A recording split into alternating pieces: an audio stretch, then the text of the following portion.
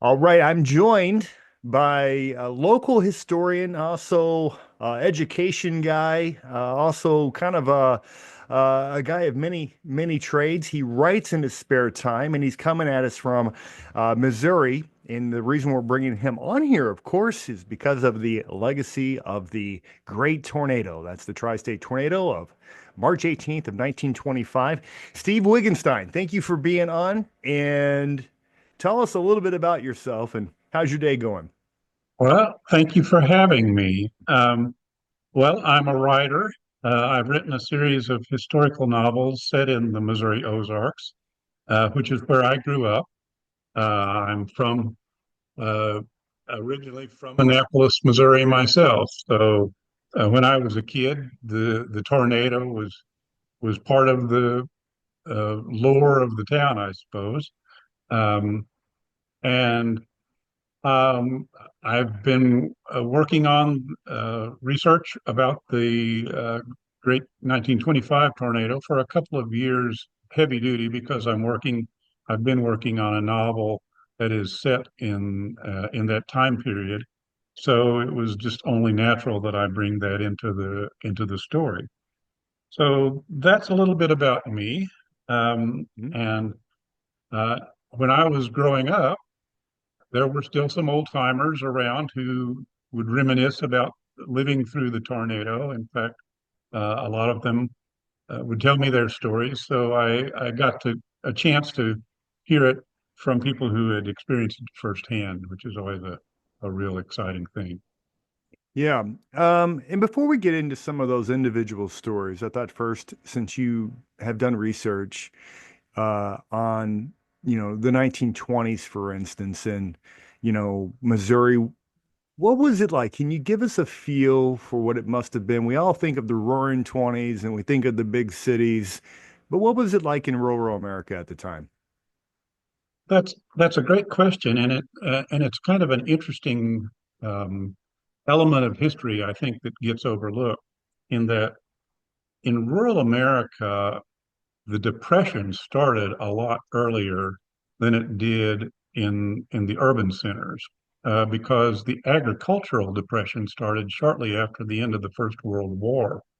There was a price collapse for major commodity crops because farmers had overproduced in order to feed Europe at the time.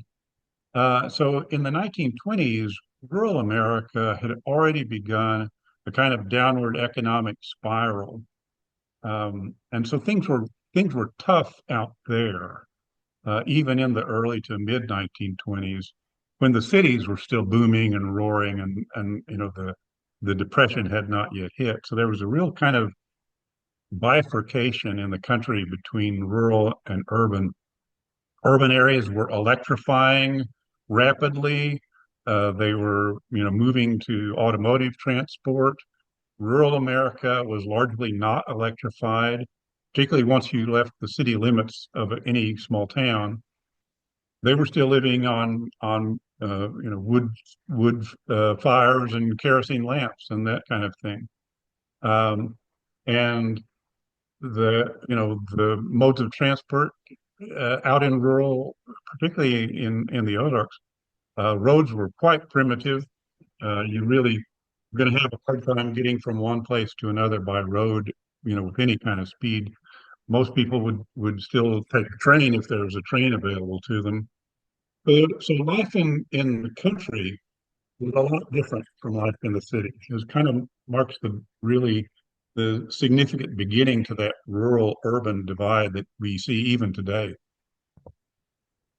Yeah, interesting. Some interesting perspective there about technology at the time. And yeah, people probably just take for granted that there was electricity, but 100 years ago, parts of America still hadn't got that electric grid up, which is interesting to me. I guess it was kind of like America in the early 2000s when not everybody was fully on the internet yet, or back in the 1990s. Um, Exactly. There's a kind of, a real divide taking shape. Right, right. And so this tornado, I'm sure, brought particular hardship because of the downturn in the economy because of the struggles with the agricultural industry at the time. So that's all good stuff. Now, you'd mentioned off camera that you are originally from Annapolis. So that's the touchdown. That's the ground zero for That's right. the greatest tornado, at least greatest as far as impact of any tornado that we have ever seen, and well, at least as long as we've been documenting this stuff. Uh, so growing up in Annapolis, what type of stories did you hear from that day? Annapolis in the 1920s was, and for that matter, it still is today, a scrappy little town that existed on lumber and on the mining industry. Um, in Annapolis, Annapolis was a stopping point for the Missouri Pacific Railroad that ran from St. Louis to Little Rock and points beyond. So it was supplied by rail, and basically everybody who lived there either worked in the mines. There was a lead mine just east of town, or they harvested timber, or they served those populations, storekeepers and things like that. So it was a kind of a rough and tumble little place where people were used to kind of scrapping out an existence as best they could. Um, the people who I spoke to when I was younger, uh, I think one of the main was how fast it came. Of course, there was no system of warning sirens or anything like that at the time. It was a kind of an abnormally warm day, early spring, warmer than it should have been for that Mm, time of year. And everybody was expecting thunderstorms or rain to come out. right. But And then, hey, Steve, I'm going to pause you just for a second yeah, because while you were speaking, we had a audio glitch, and it looked like there was a glitch in the data. Let me make sure that our stream is stable real quick. Just give me a moment. okay, sure, Uh, and then I'll have you go back about 2 minutes in time, and we'll just begin, what it okay, was like that day, the reports, the weather conditions, and we'll let you go back where you were. okay, no I problem. think we're stable. And yeah, your mic, were you adjusting anything with your computer? I don't think so, but Okay. uh, It just kind of like it faded in and out for a minute there, but I think we're okay now. okay, So we'll jump right back and let's go right back to what you were talking about there, Steve. So it's Annapolis, Missouri. It's March 18th, 1925. okay. Um, Annapolis at that time, and for that matter, it still is today, a kind of a scrappy little town existing on two industries, lumber and mining. Um, there was a lead mine just to the east of town where a lot of men worked, and then timber cutting was quite common in the area, heavily forested area. There was a railroad that ran north and south from St. Louis to Little Rock, and Annapolis was a stop on that railroad. So there was a lot of both passenger and freight traffic. But the town itself was small. The people there were blue collar, hardworking types, um, and that hasn't changed much since then. Um, it's still a scrappy little town that exists with extractive industry, pretty much. Um, the people who reminisced about the tornado, one of the things they remember was how fast it came. Of course, at that time, there would have been no sirens, no warning system available. It was a warm spring day, warmer than usual for that time of year. So everybody was kind of expecting thunderstorms anyway. But then about 1 o'clock, a little shortly after one, uh, all of a sudden, just what was described as a kind of a black column appeared over the hill just to the southwest of town, and it was on the town and gone before anybody had time to react. It was an incredibly fast-moving storm, and that's one thing that really stuck in people's minds was how quickly it came and went. Yeah, certainly within the weather community, that storm was legendary with its speed. At one point, measuring about 73 miles per hour as it averaged between towns. I think the Yeah. overall speed of the storm from the beginning to the end was around 62 miles per hour, which is really incredible for a tornado, especially one of that size. Did I hear you correct? You described the town described it as it initially appeared as a black pollen Column, I'm sorry, as a black, as a column of black column. fog or smoke or something. Nobody remembered seeing a funnel at all. It Mhm. was just a, a kind of a swirling mass, basically, that looked like it was something, wrapped in fog or a Right. column and extremely dark. Yeah, which goes along with the meteorology reports that this was a rain-wrapped tornado, that this was a what we call a HP or a high precipitation supercell thunderstorm. So it would not have been obvious. You would have saw veils of rain around the actual central vortex, which is particularly dangerous. Okay, in 1925, there were no warnings, of course, at all when it came to tornadoes. Forecasting tornadoes was in its infancy at the time. There were absolutely no National Weather Service products yet available to give people a heads up that this could happen, that conditions appeared to be coming together.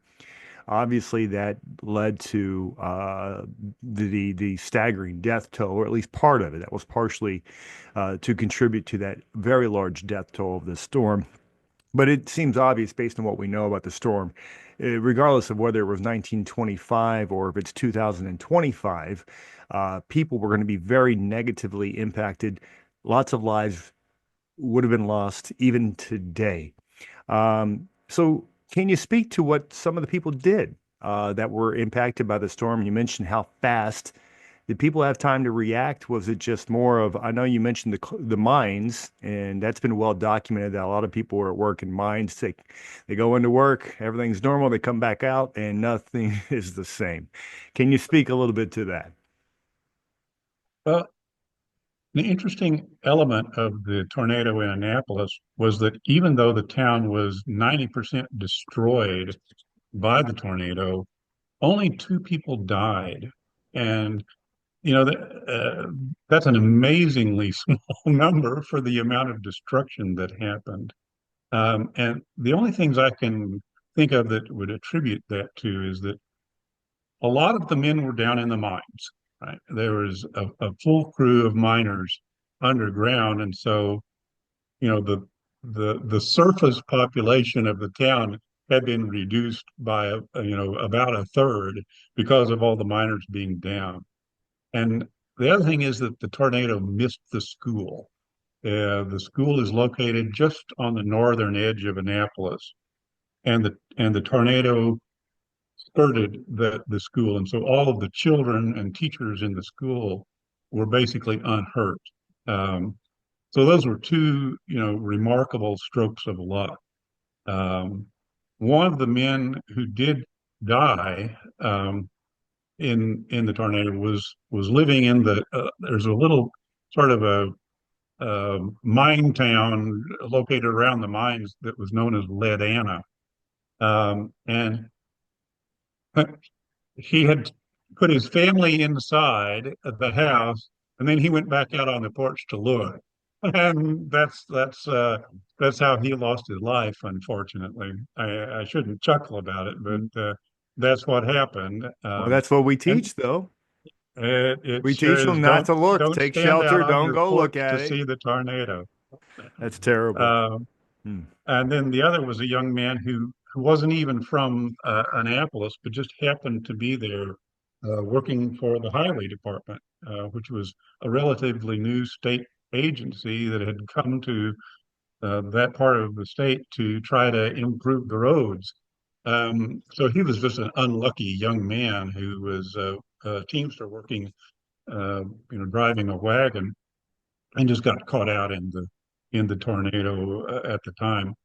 So, oddly enough, a lot of the people who were indoors, or basically all the people who were indoors, managed to survive. Um, Not without a lot of significant injury, of course. But when you see the photographs of the kind of destruction that the town endured, it just makes you scratch your head that only two people were actually killed outright. Yeah. Yeah, as they say, it's sometimes it's better to be lucky than good.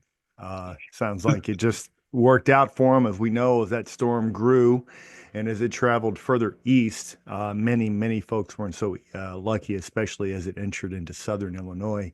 So many towns, of course, impacted by that, including Murfreesboro, which was, just staggering to think that over 200 souls could be lost in a single city by a single storm, but that's what happened. Yeah. Can you speak to this storm in a larger context, the gravity of this storm, the significance of this storm, and why it's important to remember the history of this?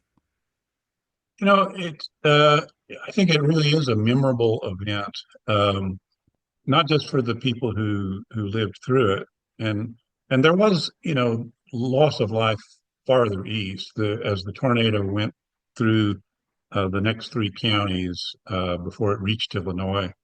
There were a couple of several schools that were not so lucky that were in the path of the storm, and there was, unfortunately, significant loss of life at those schools. And so, anytime a tornado comes through and disproportionately kills children like it did, it literally leaves a mark. Um, and there were a number of families that were struck by the tornado in that way. Um, the first thing that happened, another piece of luck, was that the station master at the train station was able to get a message out that the town had been hit by the tornado and essentially wiped off the map in Annapolis. And because he was able to get that message out before the telegraph lines went down, relief efforts started just within minutes. There's two towns, one to the north and one to the south, Piedmont to the south and Ironton and Arcadia to the north, immediately uh, bundled up their doctors and sent the doctors up and down the road to reach Annapolis. Piedmont actually, there was a train on the track there, so they took a one car train up to Annapolis to with full of medical people and just helpful people in addition. So despite the real isolation of the town, relief came really fast. A Red Cross relief train was put into motion from St. Louis, which is about today, if we drive it, it's about a 3.5 hour drive from St. Louis to Annapolis. At the time, it was about a 4 to 4.5, 5 hour train trip. Um, so that reached Annapolis later that night. Um, so I guess one of the things that is memorable about the storm was how quickly relief efforts leaped into action. People just immediately leaped to help out. And I guess, if we're looking for um, good news or heartwarming news that comes out of an event like that is the speed and generosity of the response to the event. And I remember reading about how all that came to be, why and how the response became as large as it did. And it had everything to do, as I understand, because of the magnitude of the stories coming from some of these towns. And I think initial reports from most of the major media, including, I believe, the Chicago Tribune at the time, the New York Times, was reporting over 1,000 casualties. Now that seemed to have ended up being a bit of an overestimate, but it got the nation's attention immediately Right. to the size and scope of this tragedy. Okay, well, with that being said, Steve, as a local Missourian and as a historian and as a teacher and as an author. You mentioned that you're working on a fiction book that is going to be setting in the 1920s. Will this particular storm have a feature there? It does show up.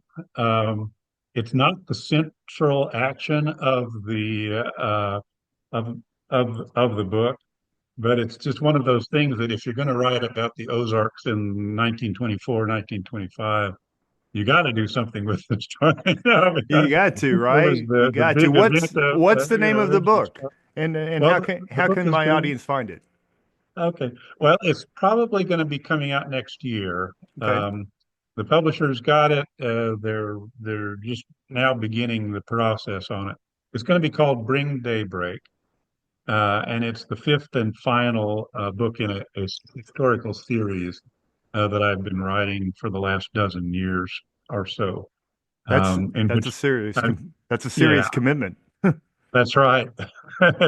My idea was to take the life of one little town in the Hmm. Ozarks. It's a fictional town. It's a made-up town, but to sort of trace it from Hmm. pre-Civil War days to the 1920s. And so it's kind of I thought that the tremendous destruction of the tornado was a pretty good place to kind of complete the story arc on Gotcha. that. What's the name of the town? Is it Mayberry?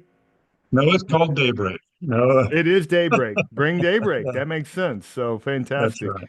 All right, my friend, is there anything else you want to add about, the significance of the 1925 Great Tri-State Tornado? I think we've hit all the high points, so Okay. I really do appreciate the chance to talk about it. Yeah. Well, thank you. Thank you for coming on. And if my audience wants to find you or wants to follow you, I believe you have a website, don't you? I do. I'm at stevewiggenstein.com, Hmm. where I just maintain that website, and I also blog, which there's a link to the blog that goes from stevewiggenstein.com, Cool. and be glad to answer any further inquiries or comments that anybody wants to send me All right. through there. Excellent. Excellent. Well, Steve, it's been great having you, and you have a great rest of your day. And look forward to observing this 100th anniversary here coming Thank you up so here in much. about a week and a half. That's right. Thank you. All right.